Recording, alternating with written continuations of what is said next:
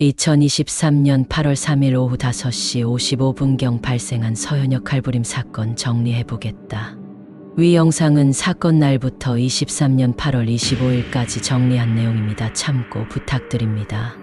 간단 요약해 설명하면 경기도 성남시 분당구 서현동의 AK플라자 분당점에서 22세 남성 최원종이 차량을 인도를 향해 돌진시켜 사상자를 낸 뒤 주변 행인에게 칼부림을 일으킨 사건이다.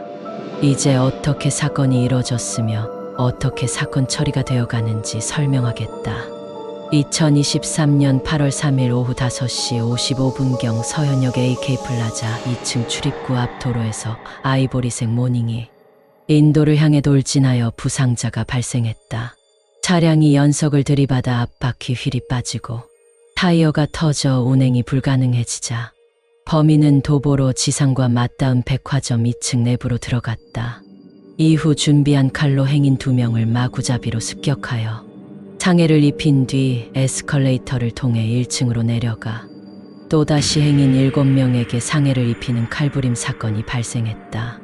범인은 행인뿐만 아니라 백화점 직원 등 지나가는 모든 사람에게 무차별적으로 흉기를 휘두른 것으로 알려졌다.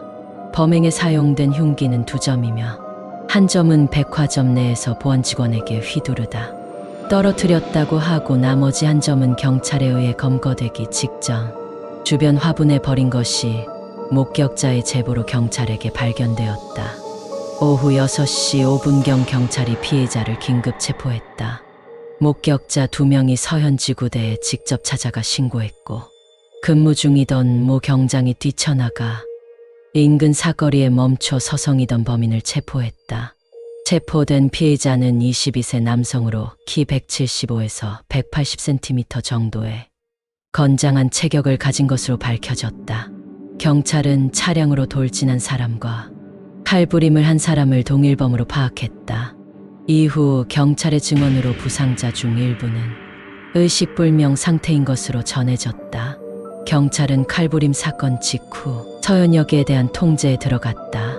피해자를 9명으로 보도한 기사에서는 차량으로 인한 피해자 4명, 흉기상해로 인한 피해자를 5명으로 보도했으며 이 피해자 9명을 각각 분당서울대병원, 분당차병원, 분당재생병원까지 3개 종합병원 응급실로 나눠 이송하여 치료 중이라고 밝혔다. 또한 외상 환자 후송을 위해 닥터 헬기가 2대 이상 출동하여 아주대학교 병원 외상센터로도 이송한 것으로 알려졌다. 경찰 당국은 부상자 수를 13명으로 잠정 결론 지었으나 YTN의 보도에는 최소 14명 이상으로 보도하였다. 19시 20분경 윤익은 경찰청장이 서현역 관련 전국 시도청장 회의를 소집했으며 서현역 흉기 난동은 사실상 테러 행위이며 심각한 인식을 가져야 한다고 했다. 아울러 전국 주요 인구 밀집 지역에 대한 순찰을 강화할 것을 긴급 지시했다. 사건이 일어난 AK플라자 분당점은 기존의 종료 시간보다 일찍 영업을 중단했다. 8월 4일 윤석열 대통령은 서현역 흉기 난동은 테러라고 하면서 경찰력을 총동원해 초강경 대응을 지시했다. 한편 법무부는 중증 정신질환자에 대한 치료 및 집중 관리를 위해 판사의 판결로 강제로 입원시킬 수 있는 사법입원제를 도입하는 방안을 검토하고 있다. 다음으로 피해자 수를 집계해보았다. 5명은 차량 돌진 사고로 인한 피해자, 9명은 칼부림 피해자로 분류됐다. 흉기 피해자 9명의 성별은 남성이 4명, 여성이 5명이다. 8명이 중상자고 1명이 경상자였다. 연령대별로는 20대 5명, 40대 1명, 50대 1명, 60대 1명, 70대 1명이다. 차량 돌진 피해자 5명 중 1명은 병원에 이송되지 않아 신원이 확인되지 않았다. 이외 4명은 신원이 확인됐으며 여성이 3명, 남성이 1명이다. 연령대별로는 20대 2명, 60대 2명이다. 차량 돌진 피해자 중 1명인 60대 남성은 한때 심정지 이후 사망했다는 보도가 나왔으나 사망 보도는 추후 오보로 확인됐다. 그리고 차량 돌진 피해자 중 2명이 뇌사에 빠졌을 가능성이 있다고 한다. 실제 뇌사의 판정은 복수의 의료진과 경찰관으로 구성된 뇌사판정위원회에서 시간을 두고 반복적으로 생체 반응을 측정하여 판정하여야 하는 것이므로 현재로서는 소견에 따른 추정밖에 할 수 없다. 상기된 2명의 뇌사 가능성이 있었던 피해자 중 교통사고를 당했던 60대 여성 이인남 씨가 결국 사망했다고 한다. 사망자 발생 후 사건 장소에서 시민들의 추모 물결이 이어졌다. 사망한 60대 여성의 남편이 피해자의 이름을 공개하였다. 이제 피해자의 신상에 대해서 파헤쳐 보겠다. 2023년 8월 3일에 일어난 서현역 칼부림 사건의 피해자. 2023년 8월 7일 오후 신상공개심의위원회의 결정으로 경찰에 의해 신상 정보가 공개되었다. 이름은 최원종. 2001년 1월 2일 출생, 국적은 대한민국. 거주지는 경기도 성남시 분당구. 직업은 배달대행어. 학력은 매송중학교, 돌마고등학교, 고등학교 졸업검정고시 한국방송통신대학교 재학 중으로 나오며 병력은 면제로 추정한다. 청솔중학교 재학 중 2015년 성남시 정보올림피아드에 참여해 장려상을 수상했다. 이후 특수목적 고등학교에 실패하고 명문 일반고로 배정받지 못하여 돌마고등학교에 진학하게 되었다. 원치 않은 고등학교에 진학하여 이런 시시한 일반고는 안 다닌다며 입학 후 며칠 만에 자퇴해 고졸 검정고시를 치르고 한국방송통신대학교에 진학하였다. 부모와 따로 떨어져 배달대행업에 종사하며 생활했다. 독서와 만화를 상당히 즐기는 다독가, 애청가다. 독서를 통해 범행을 결심했으며 TV 만화의 문구가 카카오톡 상태 메시지였을 만큼 이 사건에서도 크게 작용했다. 대인기피증으로 정신건강의학과를 전전하던 중 조현성 성격장애 진단을 받은 것으로 드러났다. 조현성 성격장애 진단받았을 정도면 최소한 현역 판정을 받지는 않았을 것이다. 사실상 조현성 성격장애는 웬만하면 병역 면제를 주기 때문에 면제를 받았을 가능성이 높다.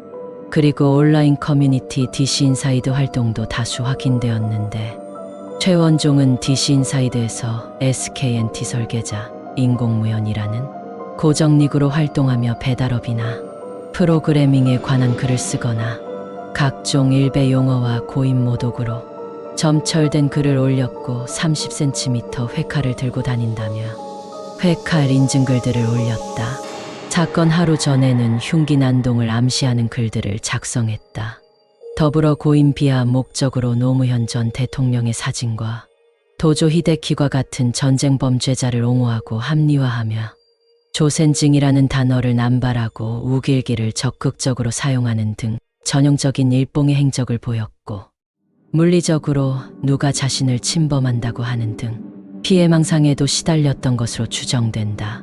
신림역 칼부림 사건에 주목하면서 본인의 육체적인 군사력을 대폭 강화했다 했고 사시미 칼로는 위력이 부족하다며 무력과 전투력을 강화하기 위해 40만 원짜리 무기를 대량 주문함. 조센징 학살 전용 무력 강화에 돈을 쓰는 건 아깝지 않지라는 범행을 암시하는 글을 올렸으며 또 일대 다수로 싸울 때 행복을 느낀다는 글을 올렸다.